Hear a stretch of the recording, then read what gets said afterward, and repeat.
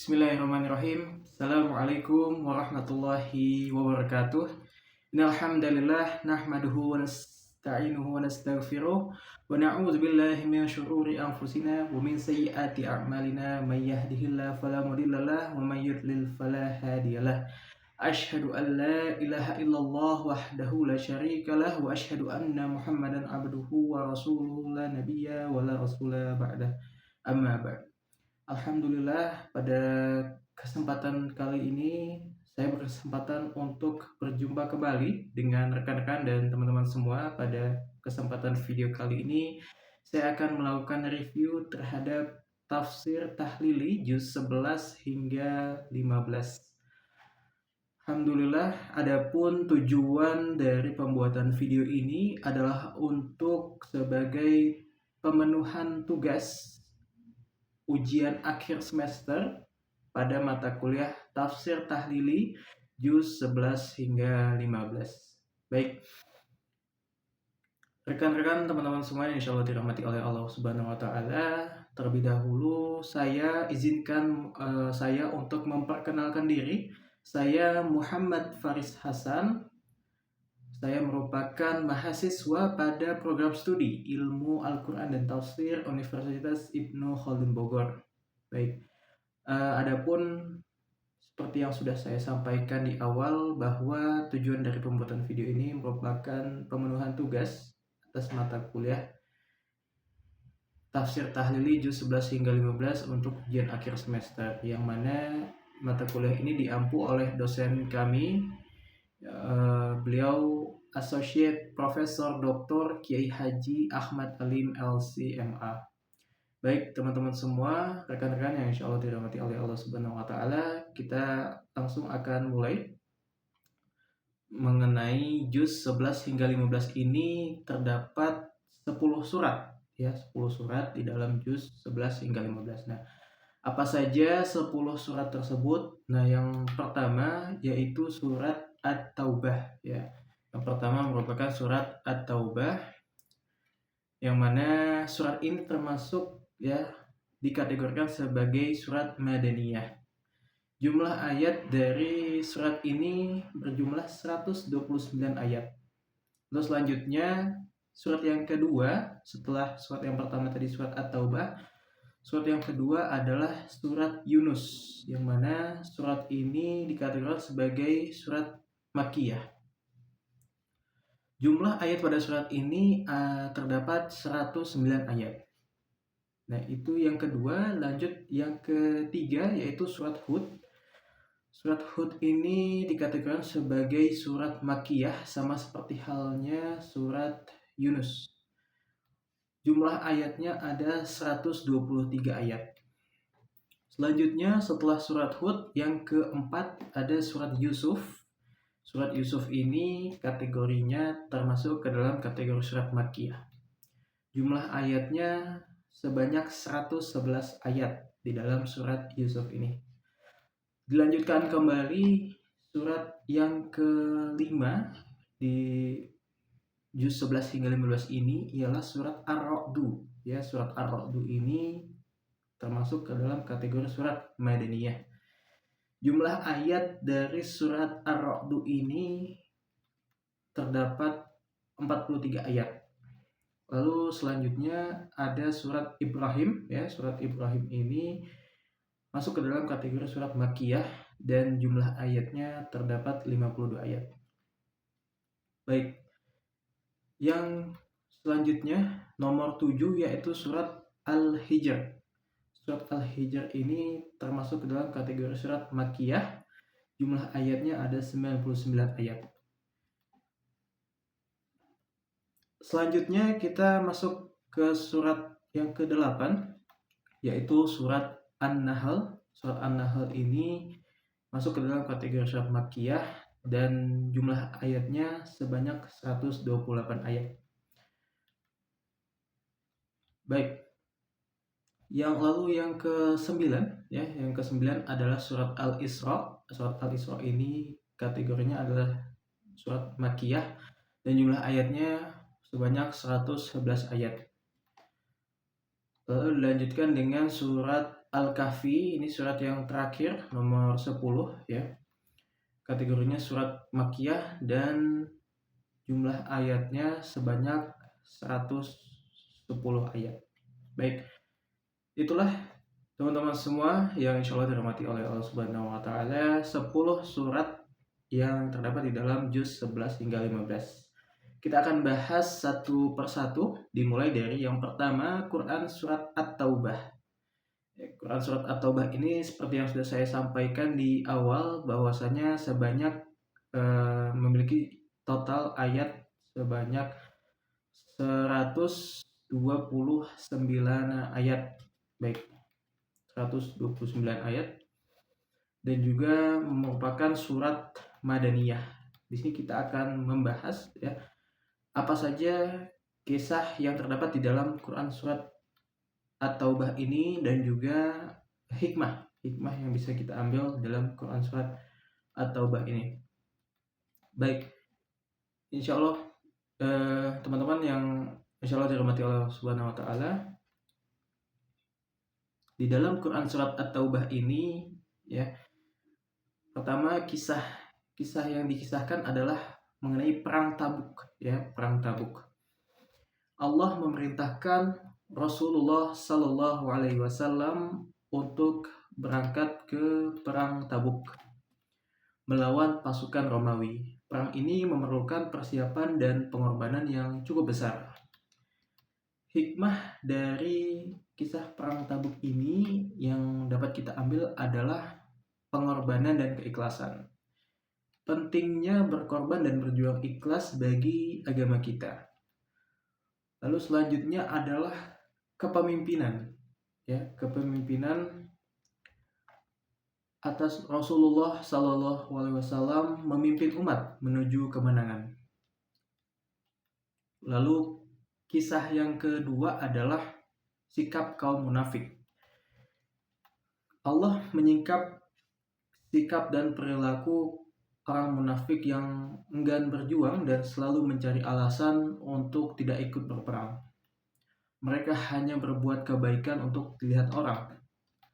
Hikmahnya adalah keteguhan iman.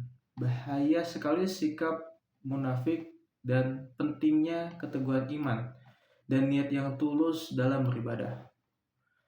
Kejujuran juga menjadi hikmah pada kisah ini, sehingga ketika kita berbuat sesuatu tidak mengharapkan pujian dari manusia. Lalu kisah yang ketiga adalah mengenai taubatnya Ka'ab bin Malik. Kisahnya adalah Ka'ab bin Malik dan dua sahabat lainnya tidak ikut berperang perang Tabuk tanpa adanya alasan yang sah. Mereka dihukum dengan cara dijauhi oleh masyarakat selama 50 hari hingga taubat mereka diterima oleh Allah Subhanahu wa Ta'ala. Hikmah apa yang dapat kita ambil dari kisah taubatnya Ka'ab bin Malik ini? Kejujuran dan keberanian. Kejujuran Ka'ab bin Malik dalam mengakui kesalahannya, dan juga pentingnya taubat, kesungguhan dalam bertaubat dan meraih pengampunan Allah Subhanahu wa Ta'ala. Lalu kisah yang keempat adalah pembangunan Masjid Dirar ya. Kaum munafik membangun Masjid Dirar untuk tujuan jahat, yaitu memecah belah kaum muslimin. Rasulullah SAW diperintahkan oleh Allah Subhanahu wa Ta'ala untuk menghancurkan masjid tersebut.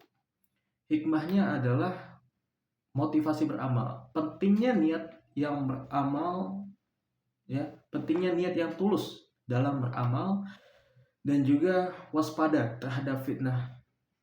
Kita mesti mewaspadai akan adanya fitnah yang memecah belah umat Islam ini. Ya, kita sebagai umat Islam sudah semestinya bersatu sama lain ya, saling tolong menolong dan tidak memecah belah umat. Dan ketika kita ingin beramal, maka hendaknya kita meluruskan niat bahwasanya amalan yang kita lakukan ini murni ikhlas karena Allah Subhanahu wa Ta'ala, bukan karena yang lain-lain. Lalu kisah selanjutnya adalah mengenai pembebasan kota Mekah. Allah memberikan kemenangan kepada kaum muslimin untuk membebaskan kota Mekah dari pengaruh musyrikin. Setelah itu kaum musyrikin tidak diperbolehkan lagi memasuki Masjidil Haram. Hikmahnya adalah ketegasan dalam menegakkan hukum. Pentingnya menegakkan hukum dan menjaga kemurnian tempat ibadah. Kemenangan dengan izin Allah, ya. Kemenangan yang diraih, yang dicapai itu semuanya atas izin Allah Subhanahu wa taala.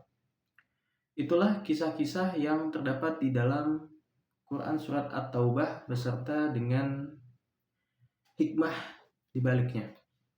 Dan selanjutnya kita akan membahas hikmah atau pelajaran, ya, kisah-kisah dari surat Yunus selanjutnya yaitu surat Yunus. Nah, yang pertama adalah mengenai kebenaran wahyu Al-Quran. Kisah tentang penegasan bahwa Al-Quran adalah wahyu yang diturunkan kepada Nabi Muhammad, ya. Dan dari kisah tersebut dapat diambil hikmahnya, yaitu pentingnya mengimani kebenaran wahyu sebagai petunjuk hidup. Kisah yang kedua adalah Nabi Yunus alaihissalam dan kaum yang terdapat dalam kisah Nabi Yunus tersebut. Kisah Nabi Yunus ini yang diutus kepada kaum yang durhaka dan akhirnya mereka bertaubat. Hikmahnya adalah pentingnya taubat dan kembali kepada Allah dalam keadaan apapun. Yang ketiga adalah keteguhan para nabi. Kisah tentang keteguhan para nabi dalam menghadapi penolakan dari kaumnya. Hikmahnya adalah keteguhan dalam menyampaikan kebenaran meskipun menghadapi banyak rintangan. Yang keempat adalah kekuasaan Allah. Penjelasan tentang kekuasaan Allah atas segala sesuatu di alam semesta. Hikmahnya adalah pengakuan atas keagungan Allah Subhanahu wa taala. Lalu kisah yang kelima adalah hari kiamat dan pembalasan. Peringatan tentang hari kiamat dan balasan bagi orang-orang yang beriman dan yang durhaka. Hikmahnya adalah kesadaran akan adanya hari kiamat dan pentingnya mempersiapkan diri dengan amal soleh. Lalu kita lanjut ke surat selanjutnya, yaitu surat Hud. Setelah kita membahas surat Yunus, kisah dan hikmahnya, yakni sekarang kita membahas mengenai surat Hud. Di dalam surat Hud ini, kisah yang pertama adalah mengenai kisah Nabi Hud alaihissalam dan kaum Ad, ya. Kaum Ad yang durhaka dihancurkan oleh Allah karena tidak mau beriman.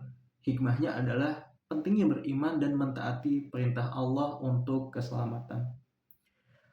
Lalu selanjutnya kisah yang kedua adalah kisah Nabi Nuh alaihissalam dan kaumnya. Nabi Nuh alaihissalam berdakwah selama 950 tahun, tetapi hanya sedikit yang beriman. Hikmahnya adalah kesabaran dan keteguhan dalam menyampaikan dakwah meskipun menghadapi penolakan. Lalu kisah yang ketiga adalah kisah Nabi Soleh alaihissalam dan kaum Samud. Kaum Samud yang menolak dakwah dari Nabi Soleh alaihissalam dibinasakan oleh Allah. Hikmahnya adalah akibat buruk dari penolakan terhadap risalah Allah dan Rasulnya. Lalu yang keempat adalah kisah Nabi Ibrahim alaihissalam. Nabi Ibrahim alaihissalam dan malaikat datang membawa kabar tentang kelahiran anaknya. Hikmahnya adalah keutamaan ketaatan kepada Allah dan keberkahan keturunan yang soleh. Yang kelima adalah kisah Nabi Lut alaihissalam. Kaum Nabi Lut alaihissalam dihancurkan karena penyimpangan yang dilakukannya. Hikmahnya adalah bahaya perbuatan maksiat dan pentingnya hidup dalam ketaatan kepada Allah Subhanahu wa taala. Itulah 5 kisah yang terdapat di dalam surat Hud, yang mana banyak sekali kisah para nabi di dalam surat tersebut. Lalu selanjutnya kita membahas surat Yusuf, ya, kisah dari surat Yusuf. Nah, dari kisah yang terdapat di dalam surat Yusuf ini, yang pertama adalah mengenai mimpi Nabi Yusuf alaihissalam melihat 11 bintang, matahari dan bulan sujud kepadanya. Hikmahnya adalah makna mimpi sebagai wahyu dan tanda kebesaran Allah Subhanahu wa taala. Kisah yang kedua adalah Nabi Yusuf alaihissalam dijual oleh saudara-saudaranya. Nabi Yusuf dijual oleh saudara-saudaranya karena iri dengki ya. Perlu dipahami bahwasannya dijual di sini merupakan perilaku saudara-saudara Nabi Yusuf yang membuang Nabi Yusuf tersebut ke dalam sumur. Kemudian ditemukan oleh seorang yang menemukan Nabi Yusuf tersebut, dia lalu diselamatkan, namun oleh orang yang menyelamatkan tadi Nabi Yusuf malah dijual menjadi budak. Itulah yang mengenai kisah yang kedua tadi. Lalu yang ketiga, kisah yang ketiga adalah Nabi Yusuf ini tinggal di rumah raja. Ya, kisah ini sangat populer, yang mana Nabi Yusuf alaihissalam digoda oleh istri raja, ya. Namun alhamdulillah Nabi Yusuf tetap kuat imannya dan tidak sampai terjerumus ke dalam jurang kemaksiatan. Hikmah yang dapat diambil adalah keutamaan menjaga kesucian dan kehormatan meskipun menghadapi godaan. Lalu kisah yang keempat adalah kisah Nabi Yusuf alaihissalam di penjara. Nabi Yusuf alaihissalam di penjara itu dikarenakan difitnah, namun dia tetap beriman kepada Allah Subhanahu wa taala selama ia di penjara. Hikmahnya adalah kesabaran dalam menghadapi ujian dan tetap sabar di segala keadaan apapun. Lalu yang kelima adalah kisah mengenai mimpi tahanan penjara dari kisah Nabi Yusuf ini. Nabi Yusuf alaihissalam menafsirkan mimpi dua tahanan penjara yang mempercayainya. Hikmahnya adalah pentingnya memiliki ilmu dan menggunakan ilmu tersebut untuk kebaikan. Itulah kisah yang telah kita bahas pada surat Yusuf tadi, teman-teman semua. Lalu selanjutnya kita akan membahas masih di surat Yusuf juga, namun ini yang selanjutnya adalah mengenai kisah selanjutnya setelah Nabi Yusuf di penjara, yaitu mengenai mimpi Raja Mesir. Setelah Nabi Yusuf tadi menafsirkan kisah dari mimpi dari tahanan tadi, lalu Nabi Yusuf pun ini menakwilkan mimpi dari raja. Nah, hikmahnya adalah keutamaan ilmu tafsir mimpi dan menghadapi masa depan. Lalu yang kedua adalah Nabi Yusuf keluar dari penjara. Nabi Yusuf alaihissalam keluar dari penjara dan diangkat menjadi pejabat tinggi karena berhasil tadi menakwilkan mimpi dari raja. Hikmahnya adalah kesabaran akan berbuat manis dengan pertolongan Allah Subhanahu wa taala. Lalu yang ketiga, perjumpaan dengan saudara-saudara. Saudara-saudara Nabi Yusuf datang ke Mesir untuk meminta bantuan, dan hikmahnya adalah keutamaan memaafkan dan mempererat hubungan keluarga. Yang keempat adalah pengakuan dan taubat saudara-saudara.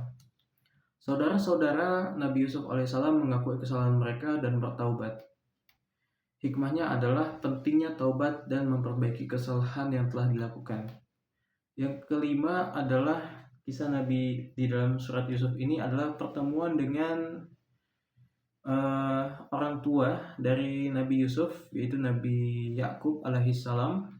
Ya, Nabi Yusuf bertemu kembali dengan ayahnya di Mesir, yang mana dibawa oleh saudara-saudaranya setelah saudara-saudaranya meminta bantuan kepada Nabi Yusuf. Baik, itulah kisah dari surat Yusuf. Selanjutnya kita akan membahas mengenai kisah pada surat Ar-Ra'd. Nah, teman-teman yang insyaallah dirahmati oleh Allah Subhanahu wa taala, pada surat Ar-Ra'd ini kita akan membahas setidaknya 5 kisah. Nah, kisah yang pertama ini adalah keesaan Allah. penegasan tentang keesaan Allah dan maha kuasanya dalam menciptakan alam semesta. Hikmahnya adalah pengakuan akan keesaan dan kebesaran Allah. Yang kedua adalah kekuasaan, masih mengenai kekuasaan Allah juga, kekuasaan Allah yang meliputi segala sesuatu di langit dan di bumi. Hikmahnya adalah kepercayaan penuh kepada kekuasaan Allah dalam segala hal. Yang ketiga adalah tanda-tanda kebesaran Allah. Tanda-tanda kebesaran Allah yang terdapat dalam alam semesta. Hikmahnya adalah renungan akan tanda-tanda kebesaran Allah di sekitar kita. Lalu yang keempat, ancaman terhadap orang kafir. Ancaman terhadap orang kafir yang menolak ayat-ayat Allah. Hikmahnya adalah peringatan akibat menolak risalah Allah Subhanahu wa taala. Kisah yang kelima atau yang terakhir adalah balasan bagi orang beriman.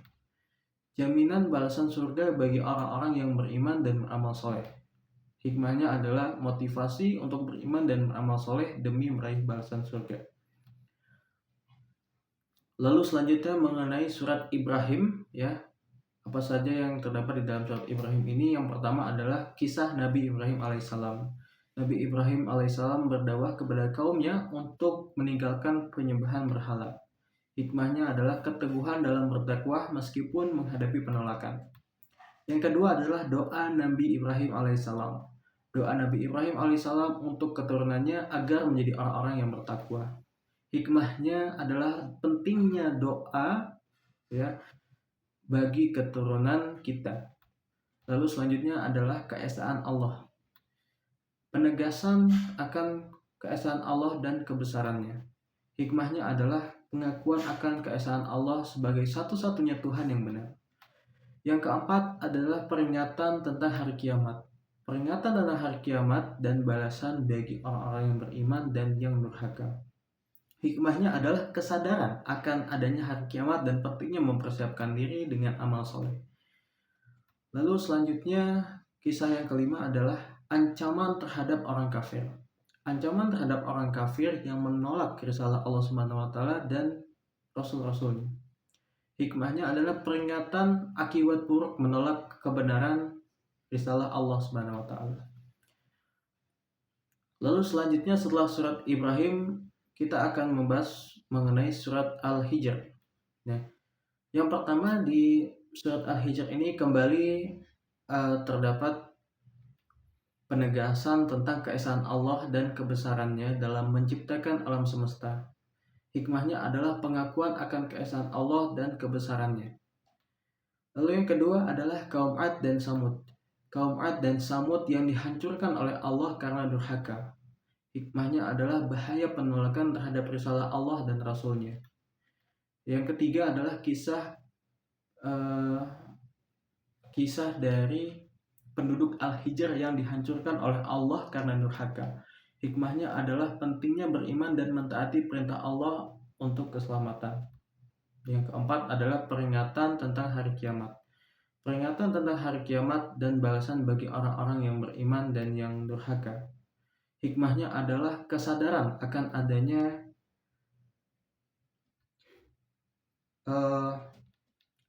peringatan tentang hari kiamat ini, kesadaran akan adanya balasan, ya, di hari akhir kelak. Yang mana ini menjadi penutup atas pembahasan kita pada video kali ini.